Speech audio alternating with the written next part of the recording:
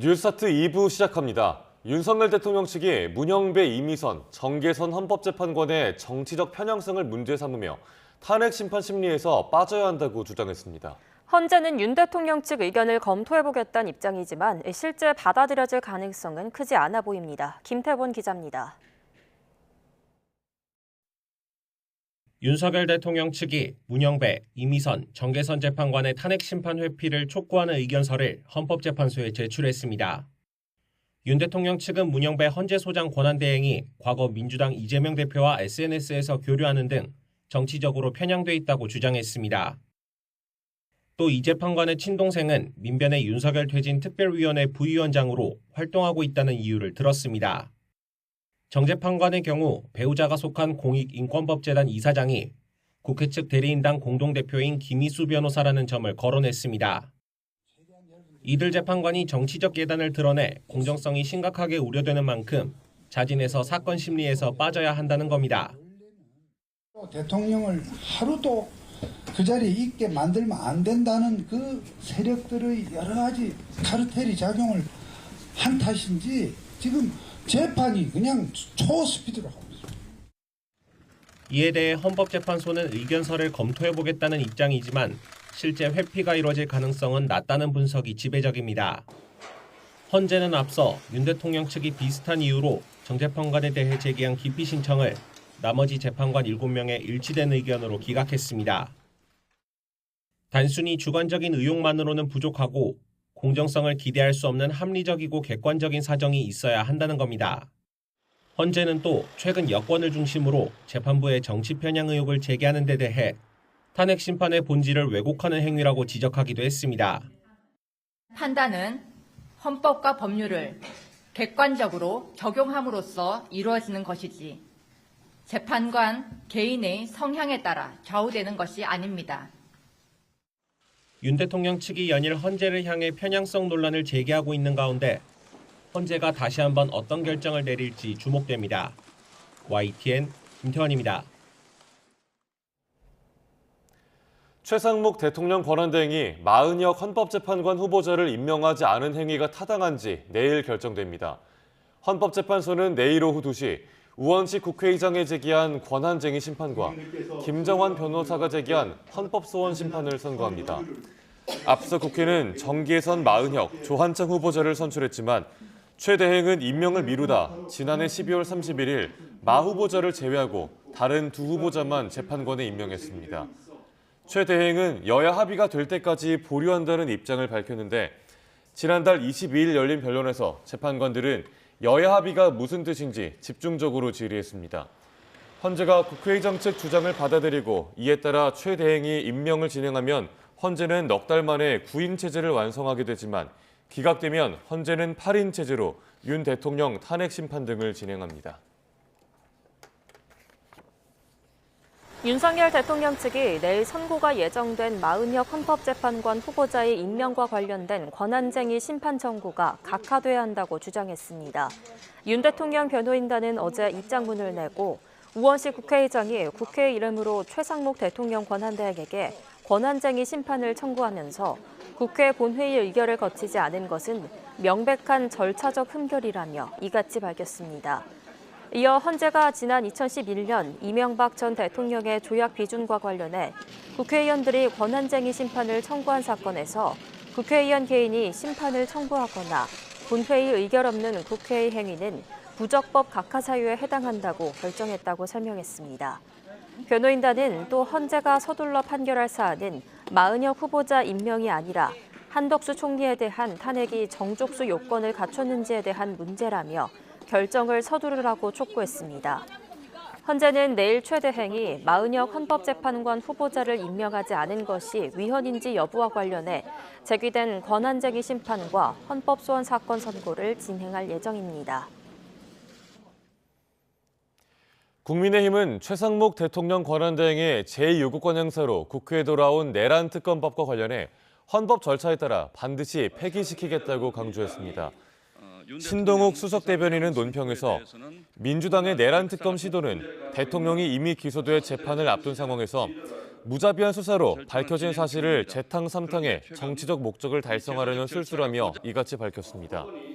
신 대변인은 여당은 국회 재표결로 터무니없는 폭주를 막아내겠다며 일말의 양심이라도 있으면 지금이라도 당장 특검 법안을 철회하라고 민주당에 촉구했습니다.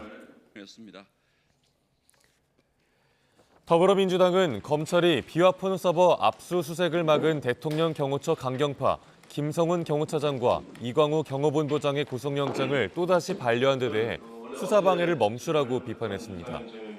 윤종군 원내대변인은 내란 핵심 인물들이 전부 비화폰으로 얽혀있고 통화 내용을 확인하면 내란 준비와 실행 과정 전반을 밝혀낼 수 있다는 건 자명하다며 이같이 지적했습니다. 이어 그럴듯한 이유를 대지만 실상은 비화폰 수사를 가로막기 위해서가 아니냐며 검찰은 공연히 논란을 키울 게 아니라 늦기 전에 경호처 강경파 인사들을 구속 기소하라고 요구했습니다. 검찰이 12.3 비상계엄 작전에 동원됐던 정보사령부 산하 북파공작원 요원들로부터 선관위 장악 정황이 담긴 구체적 진술을 확보한 걸로 전해졌습니다. HID 요원들은 검찰 조사에서 노상원 전 사령관에게 선관위 직원들을 취조하며 책상도 치고 욕설을 하라는 지시를 받았다고 말한 걸로 알려졌습니다. 이문석 기자입니다. 지난달 21일 헌재 탄핵심판 변론 과정에 윤석열 대통령은 부정선거 의혹이 비상계엄 선포 배경이라고 밝혔습니다. 다만 부정선거 의혹을 색출하기 위해서가 아니라 선관위 시스템 점검을 지시한 거라고 강조했습니다. 부정선거 자체를 색출하라는 것이 아니라 선관위의 전산 시스템을 전반적으로 스크린할 수 있으면 해봐라. 어떤 장비들이 있고 어떤 시스템에 의해서 가동이 되는지. 그런데 이 발언과 배치되는 정황이 담긴 진술을 검찰이 확보했습니다. 12.3 비상계엄 때 중앙선관위 관련 작전을 수행했던 정보사 북파공작원 요원들 조사 과정에 나왔습니다. 노상원 전 정보사령관이 내가 취조할 때 선관위 직원이 말을 안 하려고 하면 너희가 책상을 치고 욕도 좀 하라고 말했다는 겁니다. 더불어 노 전 정보사령관이 노태악은 내가 맡겠다고 말했다는 요원들 진술도 전해졌습니다. 검찰은 여러 요원이 비슷한 진술을 해 노 전 사령관이 선관위 관계자들을 체포한 뒤 직접 취조하려 했을 가능성에 무게를 두고 있습니다. 앞서 노 전 사령관과 함께 계엄을 사전 모의했던 햄버거 회동의 정성욱 정보사 대령 역시 케이블 타이 등을 사용해 선관위를 통제하려 했다고 시인한 바 있습니다. 단순히 전산 시스템을 점검하라는 지시였다는 윤 대통령 주장과 달리 선관위를 장악하려 했다는 정황이 계속 늘어나고 있습니다. YTN 이문석입니다. 윤 대통령이 구속 기소된 뒤 맞은 첫 주말, 서울 도심 곳곳에선 탄핵 찬반 집회가 열렸습니다. 집회를 위해 일부 도로가 통제되면서 교통 혼잡이 빚어지기도 했습니다. 임혜진 기자가 보도합니다. 윤석열 대통령이 구속 기소된 이후 첫 주말, 서울 도심 곳곳은 대규모 집회로 뒤덮였습니다. 대통령 지켜라! 자유민주 지키라! 광화문 광장을 가득 메운 윤 대통령 지지자들은 성조기와 태극기를 연신 흔들며 대통령 석방을 촉구했습니다. 국회 인근에서는 개신교계 단체가 탄핵 반대 기도회를 진행했고 강남 곳곳에서도 탄핵 반대 집회가 열렸습니다.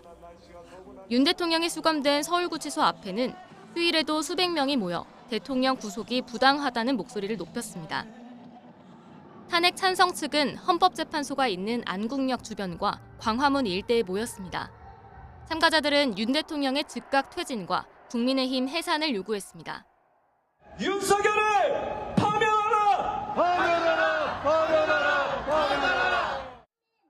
광화문과 여의도, 강남역 등 서울 도심 곳곳에서 탄핵 찬반 집회와 행진이 잇따르며 종일 교통도 혼잡을 빚었습니다. 윤 대통령이 기소되면서 탄핵 심판에 이어 계엄 재판에도 관심이 모아지는 가운데 탄핵 찬반 양측의 집회는 당분간 이어질 것으로 보입니다. YTN 임혜진입니다. 부산에서 윤석열 대통령 탄핵을 반대하는 집회가 열렸습니다. 개신교 단체 세이브 코리아가 어제 부산역 광장에서 연 집회에는 경찰 추산 13,000여 명이 참가한 가운데 윤 대통령 탄핵 반대 등을 요구했습니다. 윤 대통령의 비상계엄을 옹호하는 목소리를 낸 한국사 강사 전한계 씨도 참여해 윤 대통령의 직무 복귀 등을 명령하는 집회가 서울 광화문 등에서 열리고 있다며 윤 대통령 석방을 촉구했습니다. 오늘 새벽 0시 20분쯤 전북 무주군 덕유산 설천봉에 있는 쉼터 상제로에 불이 났습니다. 새벽 시간 건물이 비어 있어 다친 사람은 없었지만 3층 높이의 건물은 모두 불에 탔습니다. 해발 1,520m에 있는 쉼터에 스노모빌과 곤돌라를 타고 접근한 소방대원들은 인공눈 제설기를 이용해 2시간 정도 만에 불을 모두 껐습니다. 휴식 공간과 기념품 가게가 있는 상제로는 설천봉을 상징하는 목조 건물로 지난 1997년 동계 유니버시아드를 앞두고 지어졌습니다. 어제 저녁 7시 10분쯤 경기 남양주시 진전읍에 있는 공장 창고에서 불이 나 7시간여 만에 꺼졌습니다. 신발 등을 보관하던 창고는 화재 당시 비어 있어 다치거나 대피한 사람은 없는 걸로 파악됐습니다. 하지만 불이 주변 창고로 번지면서 창고 8개 동이 피해를 봤습니다. 소방당국은 불길을 잡기 위해 신고 접수 14분 만에 대응 1단계를 발령하기도 했습니다. 어젯밤 10시 반쯤 경부고속도로 영동 1터널에서 서울 방향으로 달리던 승용차 2대가 추돌했습니다. 이 사고로 앞서가던 차량이 전도됐고 차량 운전자 2명이 경상을 입어 병원에서 치료를 받았습니다. 조사 결과 연료가 바닥나 멈춘 승용차를 뒤따르던 승용차가 발견하지 못해 사고가 난 걸로 파악됐습니다. 경찰 관계자는 보험으로 사고가 처리됐고 입건된 사람은 없다고 밝혔습니다. 어제 서울 용산에 있는 국립한글박물관에서 큰 불이 났습니다. 박물관엔 8만 점이 넘는 우리 문화재가 보관 중이었는데요. 다행히 피해는 없었습니다. 이만수 기자입니다. 검은 연기가 치솟으며 좀처럼 불길이 잡히질 않습니다. 행여 불에 닿지는 않을까 박물관 관계자들이 급히 문화재를 옮깁니다. 불이 났을 당시 한글박물관에는 우리 문화재 8만 9천여 점이 있었습니다. 왠지 오래되어 섭섭하고 그리웠다며 어린 정조가 숙모를 향한 그리움을 담아보낸 한글 편지와 한국어 불교 경전인 월인석보 등이 대표적입니다. 증축 공사 중이라 전시는 않고 대부분 1층 수장고에 보관 중이었습니다. 불이 나자 국가 지정문화재 26건 250여 점은 국립중앙박물관으로 이동됐습니다. 다행히 박물관에 있던 문화재는 큰 피해가 없던 것으로 확인됐습니다. 지정문화유산급 26건 257점을 국립중앙박물관으로 소산 완료하였습니다. 그리고 나머지 그 수장고에 있는 재료들은 안전한 걸로 지금 확인되었습니다. 현장을 긴급 점검한 유인촌 문화체육부 장관은 이번 화재를 계기로 다중이용시설을 철저히 점검하겠다고 약속했습니다. 이렇게 공사 중에 또는 새로 지을 때 이런 때 이런 사건 사고들이 발생하는 일들이 생겨서 이번 기회에 다시 한번 철저하게 점검을 하고 하마터면 우리 역사를 고이 품은 문화재 수만 점이 화마에 휩쓸릴 뻔한 아찔한 순간이었습니다. YTN 이만수입니다. 제주에서 어선 2척이 좌초돼 선원 2명이 숨지고 2명이 실종됐습니다. 풍랑주의보 속에서 구조에 나섰던 해경대원도 3명이 다쳤습니다. 고재영 기자가 취재했습니다. 어선 2척이 바다 위에서 기울어 있습니다. 해경구조대가 높은 파도를 뚫고 구조에 나섭니다. 선원 7명이 탄 삼광호와 선원 8명이 탄 만선호가 제주시 토끼섬 인근에서 좌초된 건 오전 9시 반쯤. 당시 만선호가 삼광호를 예인하다 같이 사고를 당한 것으로 추정됩니다. 삼광호는 해경이 구조에 나섰을 당시 이미 높은 파도에 반파된 상태였습니다. 배 뒷부분은 보시는 것처럼 사고역에서 이곳 700m 떨어진 곳까지 파도에 떠밀려 내려왔습니다.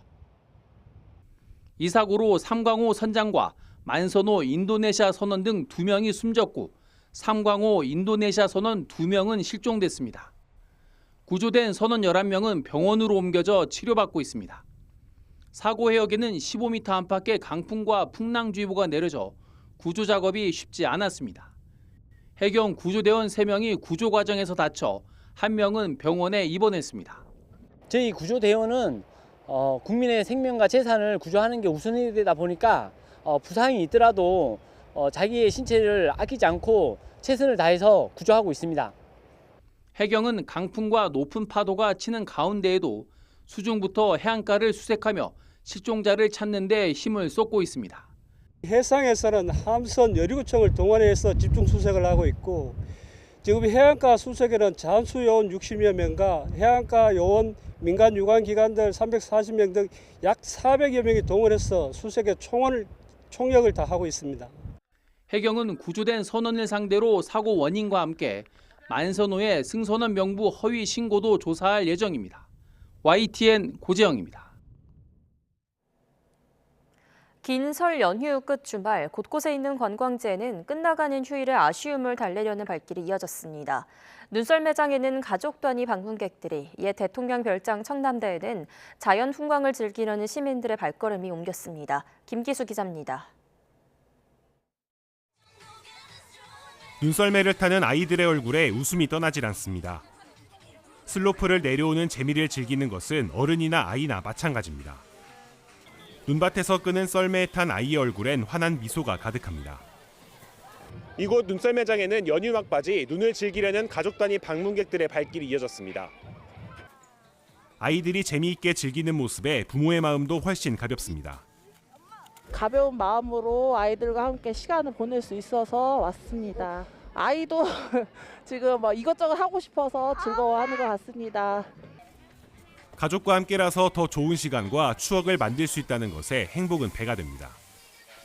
성이랑 누나랑 같이 와서 되게 재밌을 것 같은데 눈썰매장에 와서 눈썰매장 타고 가족들이랑 추억 만드는 게 재밌을 것 같아요. 조용한 분위기 속에서 연휴를 마무리하려는 시민들은 청남대로 향했습니다. 잔잔한 호수와 어우러지는 자연 풍광이 휴식을 주기 때문입니다. 또 역대 대통령들의 업적을 볼 수 있는 기록관과 대통령 집무실을 체험할 수 있는 공간에도 방문객들의 발길이 이어졌습니다. 오늘 이렇게 청남대에 와보니까 너무 괜찮고 역대 대통령께서 이렇게 한자리에 있는 것 자체가 저희가 가슴이 뿌듯합니다. 길었던 설 연휴, 시민들은 각자의 방법으로 지나가는 명절의 아쉬움을 달랬습니다. YTN 김기수입니다. 부당합병과 회계 부정 혐의로 기소돼 1심에서 무죄를 선고받은 이재용 삼성전자 회장의 항소심 결과가 내일 나옵니다. 서울고등법원은 내일 오후 2시 자본시장법 위반 혐의 등으로 재판에 넘겨진 이 회장의 선고 공판을 진행합니다. 이 회장은 지난 2015년 경영권 승계 목적으로 제일모직과 삼성물산 합병 과정에 개입해 제일모직 주가는 의도적으로 띄우고 삼성물산 주가는 낮춰 삼성물산 주주들에게 손해를 입힌 혐의로 기소됐습니다. 또 이후 불법 논란을 차단하기 위해 제일모직 자회사인 삼성바이오로직스의 분식회계에 가담한 혐의도 받습니다. 지난해 2월 1심은 두 회사 합병에는 사업상 이유도 있었고 삼성바이오도 올바르게 회계 처리가 된 걸로 보인다며 이 회장과 관련자 모두에게 무죄를 선고했습니다. 자녀를 때려 죽음에 이르게 한 혐의를 받는 계부가 경찰에 긴급 체포됐습니다. 전북경찰청은 어제 아동학대 치사 등 혐의로 30대 A씨를 붙잡아 조사 중이라고 밝혔습니다. 경찰은 지난달 31일 오후 7시 반쯤 전북 익산시 한 병원에서 10대 B군이 폭행 등의 학대를 당한 것 같다는 내용의 신고를 접수했습니다. B군은 치료받던 도중 숨졌습니다. 경찰은 계부인 A씨를 긴급 체포했는데 A씨는 경찰 조사에서 아들의 머리를 손으로 여러 대 때렸다고 진술한 걸로 알려졌습니다. 경찰 관계자는 현재 정확한 사고 경위를 조사하고 있습니다.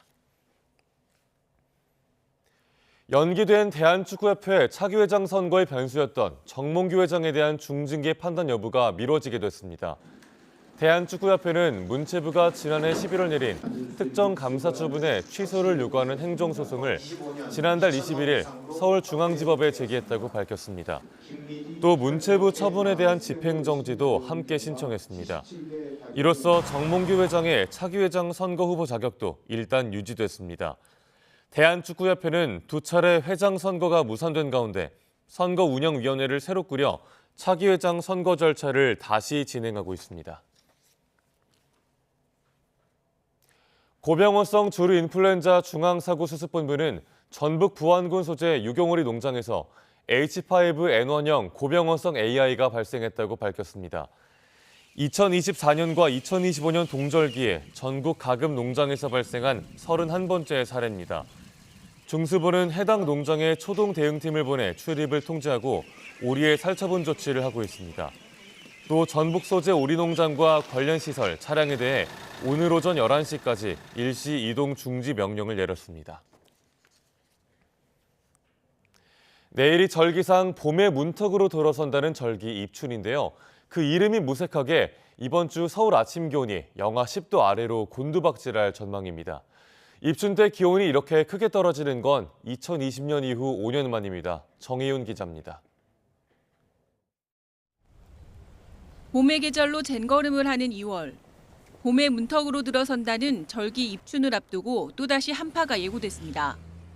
북쪽에 강한 한기가 남하해 우리나라 상층에 머물 것으로 보이기 때문인데 기상청은 입춘인 월요일부터 기온이 크게 떨어지겠고 화요일 이후에는 서울 등 수도권의 아침 기온이 영하 10도 이하로 떨어지는 한파가 찾아올 것으로 예상했습니다. 입춘이 있는 주간에 서울 아침 기온이 이렇게 큰 폭으로 떨어지는 건 지난 2020년 이후 5년 만입니다. 특히 기상청은 이번에도 한반도 북쪽으로 남하한 강한 한기가 다소 오래 정체하면서 한 주 내내 추위가 이어질 가능성이 있다고 밝혔습니다. 찬 공기가 지속적으로 남하를 하게 되면서 평년보다 5도 이상 낮은 기온이 예상되고 있습니다. 낮 최고 기온조차도 영하권에 계속 머물게 되고 바람까지 강하게 불면서 체감 온도는 더욱 낮을 것으로 예상되면서 한파 속에 충남과 호남 서해안에는 20cm가 넘는 폭설이 쏟아지겠고 해안과 내륙에는 바람이 다소 강하게 불겠습니다. 해상에도 높은 파도가 오래 이어질 수 있는 만큼 항해나 조업하는 선박들은 철저히 대비할 필요가 있습니다. YTN 정혜윤입니다. 우리나라 수출이 16개월 만에 내림세로 돌아섰습니다. 정부는 이른 설 연휴에 조업 일수가 줄어든 영향이라며 일시적 현상으로 평가했습니다. 이형원 기자입니다. 15개월 연속 늘었던 수출이 멈춰섰습니다. 지난달 우리 수출액은 491억 2천만 달러에 그쳤습니다. 1년 전보다 무려 10% 넘게 급감하면서 재작년 9월 이후 16개월 만에 내림세로 돌아섰습니다. 최대 수출 품목인 반도체 자체는 나쁘지 않았습니다. 8% 넘게 늘면서 15개월째 오름세를 이어갔습니다. 특히 9개월 연속 100억 달러 이상을 기록했는데 1월 기준 역대 두 번째로 규모가 컸습니다. 그런데도 전체 수출이 감소세로 돌아선 건 이른 설 연휴 영향이 컸습니다. 설 연휴로 인해서 조업 일수가 감소를 해서 일시적으로 둔화는 했지만 일평균 수출은 8% 증가해서 수출 모멘텀이 여전히 살아있다. 일시적인 현상인 만큼 수출 동력에는 문제가 없다고 강조한 겁니다. 다만 전문가들은 미국 트럼프 행정부의 관세 정책을 최대 변수로 꼽았습니다. 특히나 AI 전환에 의해서 이제 반도체 같은 수출이 계속 늘어날 것이라는 기대감은 갖고 있는 게 사실입니다. 다만 이제 관세 같은 글로벌 이슈가 어떻게 해결될 것인지에 대한 불확실성이 조금 있어가지고. 지난달 수입은 510억 달러로 6.4% 줄었습니다. 수출과 수입액 차이인 무역 수지는 18억 9천만 달러 마이너스로 20개월 만에 적자로 돌아섰습니다. YTN 이영훈입니다. 요즘 물가가 가파르게 오르면서 외식 물가 상승세가 심상치 않습니다. 직장인들의 보루인 구내식당은 물론 편의점 가격도 오름세입니다. 보도에 황보혜경 기자입니다. 점심시간을 맞은 서울 여의도 구내식당에 긴 줄이 늘어섭니다. 부근 식당가보다 저렴한 가격에 점심값을 아끼려는 직장인들로 늘 붐빕니다. 요즘에 워낙 물가가 비싸다 보니까 최소 10,000원은 넘더라고요. 한 달이면 꽤 많은 금액을 줄일 수가 있어서 이용하고 있습니다.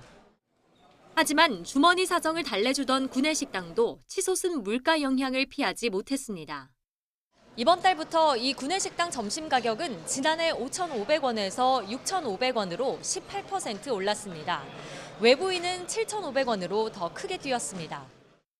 이상기후로 공급량이 줄어 식재료 가격이 크게 오르면서 지난해 외식 소비자 물가 지수는 1년 전보다 3%가량 올랐습니다.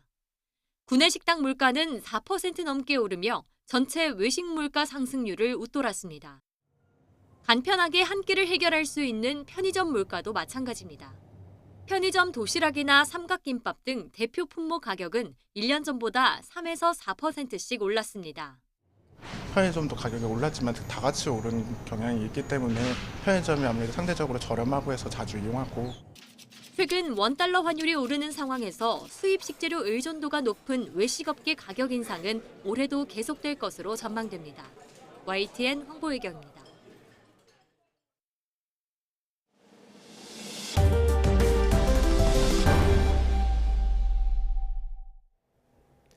필라델피아에서 추락한 환자 이송 항공기의 탑승자 6명이 모두 숨졌고 추락 현장에 있던 시민 1명이 사망한 걸로 확인됐습니다.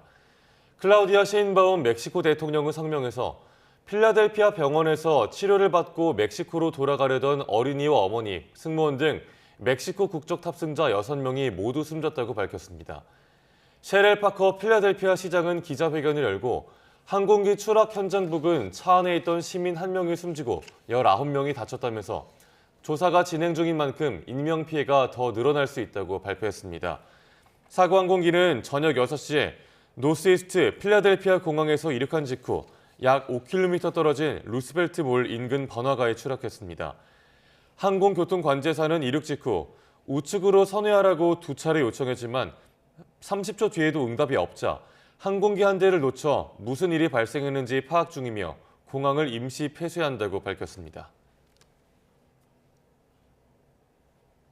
미국 정부가 캐나다산 제품에 대한 25% 관세 부과 방침을 캐나다 정부에 공식 통보했다고 뉴욕타임스 등이 보도했습니다.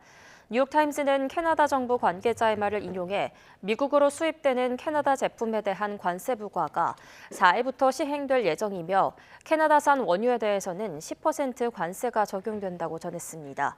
캐나다 정부 관계자는 미국의 캐나다에 대한 관세 조치가 캐나다 정부가 펜타닐이 미국으로 유입되는 걸 차단하기 위해 충분히 노력하고 있다고 판단될 때까지 유지될 것이라고 보인다고 밝혔습니다. 앞서 트럼프 대통령은 캐나다와 멕시코에 대한 25% 관세, 중국에 대한 10% 관세를 현지 시간 1일부터 시행할 예정이라고 확인했습니다. 주스틴 트루도 캐나다 총리는 조만간 기자회견을 열고 미국에 대한 맞대응 조치를 발표할 걸로 예상됩니다. 한때 전 세계 하늘길을 주름잡던 보잉사가 최근 각종 사고와 함께 창립 100여 년 만에 최대 위기를 맞고 있습니다. 비용 절감에만 몰두해 품질을 등한시한 결과인데 기업 문화가 바뀔 수 있을지는 미지수입니다. 권영희 기자가 보도합니다. 최근 몇 년간 발생한 대형 여객기 사고는 대부분 보잉의 비행기였습니다. 무안공항에서 발생한 사고도 보잉 737-800 모델이었습니다. 사고가 잇따르자 운항 차질과 항공기 인도 중단이 이어졌습니다. 1997년부터 21년 연속 흑자를 내던 보잉은 지난해 2분기 창사 이래 최대 손실을 기록했습니다. 주가는 역대 최고 대비 반토막 났고 회사채 등급도 투자 부적격 직전입니다. 보잉의 비극은 1997년 맥도넬 더글러스를 인수해 군사 분야를 강화하며 시작됐다는 지적이 많습니다. 기술임원보다 재무와 회계 전문가들이 대거 경영진에 합류하며 회사 기류가 바뀌었습니다. 기술자들의 대형 해고가 뒤따랐습니다. I think they need to cut back on some of their mid-level management.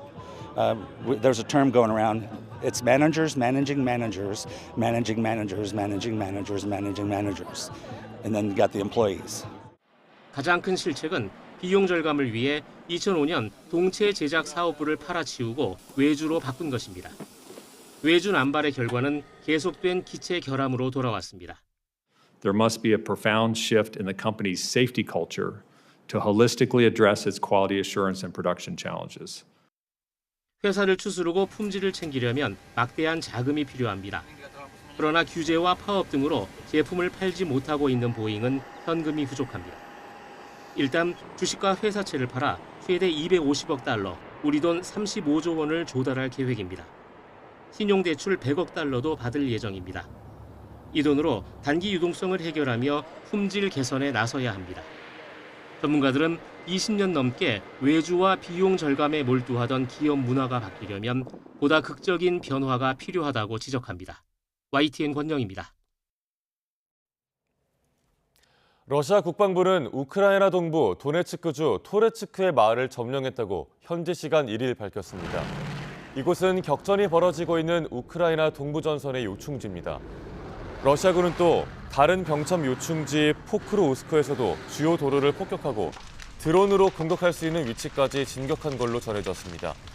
전선에서 떨어진 곳도 러시아의 공습을 받아 중부 폴타바, 북동부 하르키우 등 곳곳에서 12명이 숨지는 등 인명피해가 잇따랐습니다. 우크라이나 공군은 하루 동안 러시아 무인기 123대와 미사일 40발의 공격을 받았으며 무인기 56대는 격추했고 61대는 전자전 장비로 경로를 변경했다고 밝혔습니다.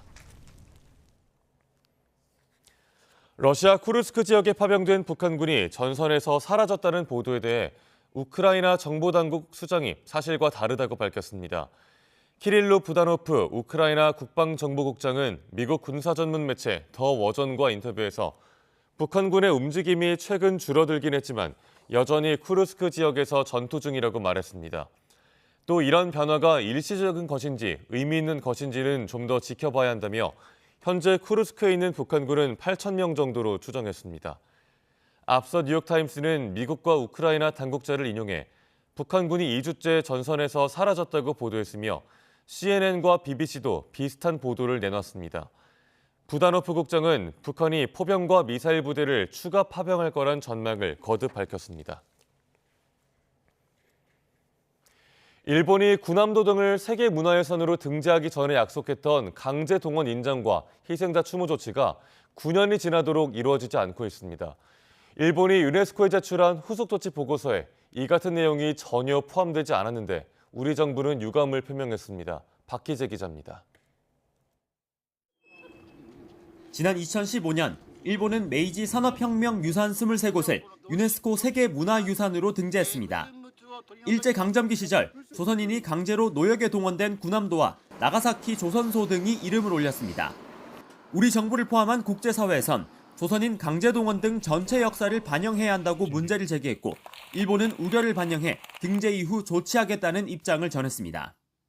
근본 세계유산위원회에서 일본 정부는 과거 1940년대 한국인 등이 자기 의사에 반해 동원되어 가혹한 조건 하에서 강제로 노역한 사실이 있었음과 희생자를 기리기 위해 인포메이션 센터 설치 등의 조치를 취하겠다는 요지의 발표를 하였습니다. 하지만 약속은 지켜지지 않았습니다. 2020년 도쿄에 만들어진 산업유산 정보센터에는 희생자 추모는커녕 징용을 정당화하는 일방적인主張이 담겨 공분을 샀습니다. 戦時中に橋まではもう非同盟に会うたねっていうような話なんか全然聞いてないです。 우리 정부는 물론 유네스코도 이례적으로 강력한 유감을 표명하며 조치를 주문했지만 이번에 공개된 일본의 후속 조치 보고서에서도 기대했던 조치는 찾아볼 수 없었습니다. 보고서에는 유산의 보편적인 가치와 관련한 설명을 도입했다. 도쿄에 마련된 센터 개관일을 확대했다는 조치 내용만 담겼습니다. 우리 측이 피해자 증언을 정보센터에 전시해달라고도 요청했지만 연구용 참고 자료를 전시관 서가 등에 배치하는 데 그쳤습니다. 외교부는 유감이라는 입장입니다. 약속한 조치가 이행되지 않았다고 지적하면서 유네스코에 강하게 문제를 제기할 방법을 찾겠다고 설명했습니다. 하지만 약속 이행을 강제할 수단이 없는 만큼 일본의 전향적인 조치를 기대하기는 어렵다는 관측이 나옵니다.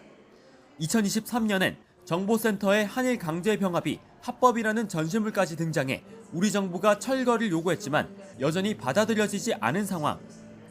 과거사와 관련한 이런 일본 측 태도는 앞으로도 양국 외교의 뇌관으로 작용할 거란 분석이 지배적입니다. YTN 박기재입니다. 전국 곳곳에서 의사면허를 가진 보건소장을 구하지 못해 보건행정에 차질을 빚고 있습니다. 최근 법 개정을 통해 지원 자격이 한의사와 간호사 등으로 확대되면서 일부 숨통이 트였지만 한계도 여전합니다. 송세혁 기자입니다. 10개월간 빈자리였던 속초시 보건소장에 임명된 박중현 씨. 이전 직업은 한의사입니다. 박 소장은 한의사 경험을 살려 지역 보건에 도움을 주고 싶다는 포부를 밝힙니다. 저도 지역 주민이니까 의료인이고 그런 걱정을 같이 나누다가 잠깐 좀 고민하고 지원하게 되었습니다. 인근 고성군에서도 30여 년간 교직에 몸담았던 간호사 출신이 보건소장으로 임명됐습니다. 기존에는 의사나 보건 관련 공무원만 보건소장을 맡을 수 있었지만 지난해 7월 법 개정으로 한의사, 간호사, 약사, 조산사 등도 지원할 수 있게 됐습니다. 이에 따라 지원자는 늘었지만 전문성과 행정 능력을 갖춘 인재를 찾기는 여전히 쉽지 않습니다. 강원도에서만 동해와 춘천, 양구 등 3곳의 보건소장이 길게는 1년 넘게 공석입니다. 한의사나 치과 의사님들 이렇게 다양하게 이제 지원을 하시는데 저희들이 면접을 본 결과 이분들은 이제 우리 공직생활에 대한 이해도 좀 부족하시고 보건소장은 지역 보건 정책을 총괄하고 의료 행정을 책임지는 핵심 역할을 맡습니다. 특히 군 지역에서는 보건소가 유일한 의료기관인 경우가 많아 보건소장 공석이 길어지면 주민들 피해가 커질 수밖에 없습니다. 보건행정 공백을 해결하기 위해 처우 개선과 맞춤형 채용 전략 등 실효성 있는 대책 마련이 시급하다는 목소리가 높습니다. YTN 송세혁입니다. 매년 겨울 울산을 찾은 독수리들이 건강하게 지낼 수 있도록 먹이를 주던 장소가 주민들의 반대에 부딪혀 도심 인근으로 이전했습니다. 그만큼 사고 위험에도 노출된 건데요. 자연과 공생할 수 있는 해법이 필요해 보입니다. 오태인 기자입니다. 파란 겨울 하늘을 거대한 날개가 가진 독수리가 활공합니다. 빙빙 몇 바퀴 돌더니 내려앉은 곳은 하천에 있는 섬 하중도. 사람이 뿌려놓은 먹이에 조심스레 다가서더니 식사를 즐깁니다. 천연기념물이자 멸종위기종인 독수리가 건강히 겨울을 날 수 있도록 사람들이 챙긴 먹입니다. 희귀한 독수리를 가까이서 볼 수 있어 생태를 관찰하는 학교까지 생겼습니다. 독수리 날개 길이가 2m 50cm나 된다는 게 정말 그렇게 큰지 궁금했는데 정말 그렇게 커서 정말 신기했어요. 울산을 찾은 겨울 진기획 독수리에게 안타까운 사연이 있습니다. 몽골에서 3,000km를 날아왔지만 최근에 먹이를 먹는 외곽에서 쫓겨난 겁니다. 조류 인플루엔자 같은 동물 전염병을 옮길 수 있다는 주민 반대가 컸습니다. 결국 울산 도심 인근 태화강으로 장소를 옮겼고 찾아오는 개체 수도 줄었습니다. 또 복잡한 곳으로 날아오다 보니 사고 위험에도 노출됐고 최근에는 가로등에 부딪히는 일도 생겼습니다. 독수리가 인위적으로 사람을 해치거나 또 사냥을 한다 그런 가능성은 전혀 없다라고 보시면 됩니다. 오히려 독수리들이 전봇대에 부딪히고 건물에 부딪히고 차량에 치이고 하는 이런 사건들이 더 많이 일어날 수 있는 그런 가능성은 더 크다라고 볼 수 있습니다. 외모에서 풍기는 모습과 달리 사람을 무서워하고 죽은 동물 사체만 먹는 겨울철새 독수리. 우리나라를 찾은 독수리가 잘 지내다가 고향으로 갈 수 있도록 사람과 자연이 공존하는 해법이 필요해 보입니다. YTN 오태인입니다.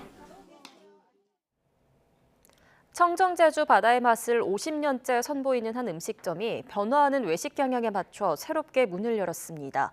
지방자치단체와 대기업의 뒷받침이 있었는데 외식업, 나아가 지역 경제에 새 활력을 불어넣을지 기대되고 있습니다. KCTV 제주방송 김지우 기자입니다. 제주시 서부두 명품 횟집거리에 위치한 한 식당. 군더더기 없는 깔끔한 디자인의 간판과 특색 있는 상호 설명이 시선을 사로잡습니다. 오픈형 주방에선 제주산 개우젓과 황도매를 활용한 돌솥 비빔밥 등 다양한 메뉴가 만들어집니다. 1976년부터 50년간 가업을 이어온 이 식당은 최근 맞춤형 컨설팅을 통해 변화하는 외식 트렌드에 맞게 새 단장을 마쳤습니다. 저도 장사한 지 20년이 넘었는데 이렇게 힘든 적이 없어요. 어떻게 할까 고민하는 도중에 이런 기회를 얻어갖고 이제는 한 번 더 이제 블로그 작업도 해보고 광고도 해보고 한번 어떻게 해야 되는지 한번 해보고 싶어요, 지금은요. 컨설팅을 진행한 제주도와 대기업 식자재 전문 기업이 신용카드 빅데이터로 상권 특성을 분석하고 주요 고객층인 MZ세대의 선호도를 반영한 메뉴를 개발했습니다. 이를 위해 메뉴 개발 과정에 대학생들이 직접 참여하는 등 젊은 소비자의 의견을 적극 반영했습니다. 뿐만 아니라 브랜드 전략 수립과 위생 서비스 관리, 시설 개선 등 식당 운영 전반에 걸쳐 맞춤형 컨설팅을 완료했습니다. 앞으로 컨설팅 역량을 지속적으로 좀 발전시키고 보완해서 제주도와 함께 지속적으로 이 사업을 좀 지원할 수 있는 기회를 얻었으면 합니다. 제주도는 이번 사업으로 원도심과 골목상권 전역의 우수 외식 브랜드를 육성해 외식업 경쟁력을 높이고 지속 가능한 성장 기반을 마련할 계획입니다. 어떻게 함께 합심해서 경기를 활성화시켜 볼 것이냐, 그리고 또 1,500만 명의 관광객이 오는 대형 시장인데 여기에 요즘 소비 트렌드에 맞는 변화를 또 우리가 어떻게 할 것인지 고민을 해야 된다고 생각을 했습니다. 지자체와 대기업이 손을 맞잡은 외식업 컨설팅은 유명 관광지와 음식점에 집중된 수요를 원도심과 골목상권으로 분산시키고 지역 경제 선순환 모델이 될 것으로 기대를 모으고 있습니다. KCTV 뉴스 김지우입니다. 프로배구 남자부 현대캐피탈이 삼성화재를 완파하고 16연승을 질주했습니다. 단일 시즌 최다 연승 기록에 2승차로 다가섰습니다. 이경재 기자입니다. 1세트 12대 12에서 현대캐피탈이 내리 넉 점을 도망갑니다. 레오의 강타와 허수봉의 블로킹, 레오의 서브 에이스가 터졌고 허수봉의 공격이 이어졌습니다. 이후 현대캐피탈은 단 한 번의 리드도 내주지 않고 3대 0으로 손쉽게 경기를 끝냈습니다. 레오가 64% 공격 성공률로 15득점, 허수봉은 60% 성공률로 13득점을 책임졌습니다. 신펑이 블로킹 5개를 잡아내는 등 현대캐피탈은 블로킹에서 10대 1로 크게 앞섰습니다. 配合越来越好吧，然后有一些我做的不太好的地方，他会做的也很充分，所以知道自己该怎么做。 현대캐피탈이 이로써 16연승을 질주했습니다. 자신들이 19년 전 기록했던 단일 시즌 최다 연승에 2승차로 따라붙었고 2위 대한항공과의 승점 차는 20점으로 벌렸습니다. 여자부 최하위 GS 칼텍스는 올 시즌 4번 모두 졌던 한국도로공사에 첫 승리를 따냈습니다. 김지원 세터의 정확한 토스를 받아 실바가 36득점을 퍼부었습니다. YTN 이경재입니다. 여자 프로농구 KB가 공동 선두였던 BNK를 70대 61로 물리치고 공동 4위로 올라섰습니다. KB의 강희슬은 3점슛 6개를 포함해 28득점에 리바운드 13개를 잡아내며 팀 승리를 이끌었고 모에도 18득점으로 활약했습니다. BNK는 우리은행과 공동 1위에서 2위로 내려앉았습니다. 이제 K-팝에서는 노래뿐 아니라 춤도 핵심적인 흥행 요소로 꼽히지만 그동안 안무는 제대로 저작권을 보호받지 못해왔습니다. 지난해 안무 저작권 보호를 위해 처음으로 뭉쳐 협회를 꾸린 안무가들을 송재인 기자가 만났습니다.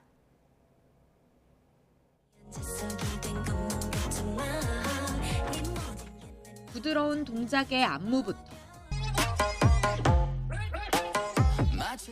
날카롭게 각이 선 군무까지 최근 위문열차 프로그램의 인기를 주도한 건 군 장병들의 이른바 안무 커버 무대들입니다.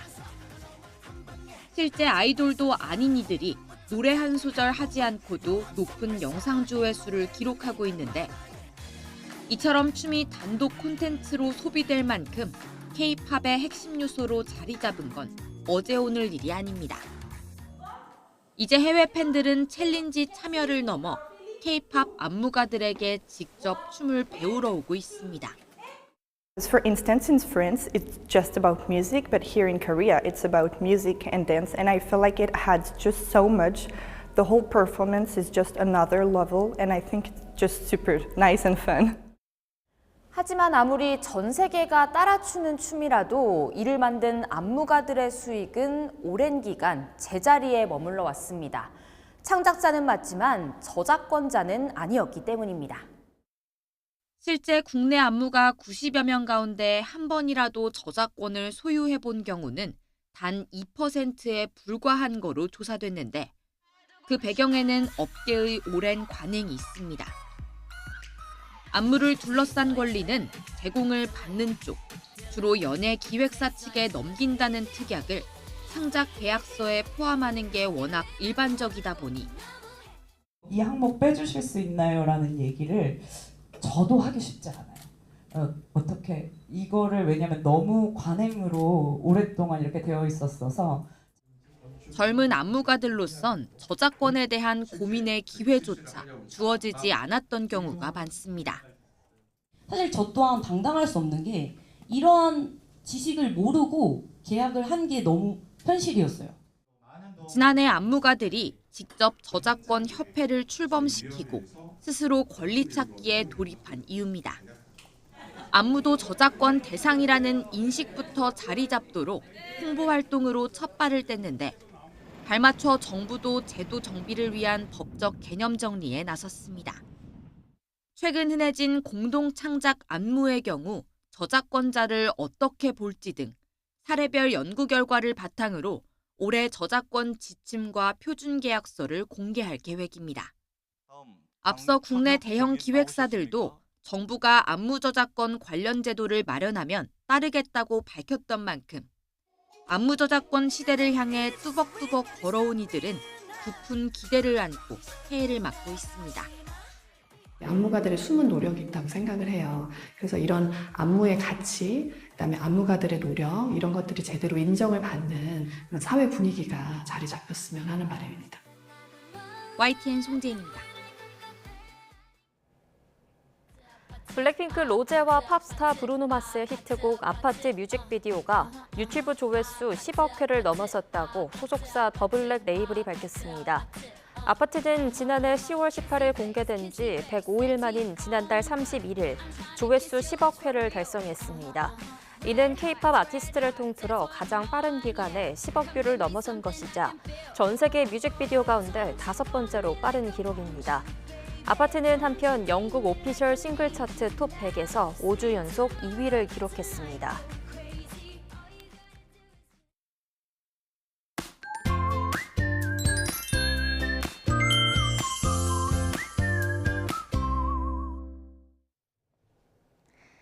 휴일인 오늘도 포근한 겨울 날씨가 이어지겠습니다. 현재 서울 기온은 영하 2.2도로 큰 추위는 없는 상태고요. 한낮에도 7도까지 오르는 등 예년 기온을 3, 4도가량 크게 웃돌겠습니다. 오늘 하늘에는 구름이 많이 지나겠습니다. 충남 서해안과 호남 해안 내륙 곳곳으로는 오전까지 안개도 짙게 끼겠는데요. 빙판길과 도로 살얼음에 유의하셔야겠습니다. 현재 기온 살펴보도록 하겠습니다. 현재 서울 기온은 영하 2.2도, 대구는 0.7도를 보이고 있습니다. 낮 기온도 어제만큼 올라서 비교적 온화하겠는데요. 오늘 서울 낮 기온은 7도, 대전은 8도, 대구는 10도, 부산은 12도 선까지 크게 오르겠습니다. 다만 절기 입춘인 내일부터는 다시 찬 공기가 밀려오겠는데요. 화요일에는 서울 아침 기온이 영하 13도까지 떨어지는 등 올겨울 들어서 가장 추운 날씨가 찾아오겠고 호남 지방을 중심으로는 눈이 내릴 전망입니다. 지금까지 날씨 정보였습니다. 뉴스타트 2부 마칩니다. 잠시 후 3부가 이어집니다. 시청해주신 여러분 고맙습니다.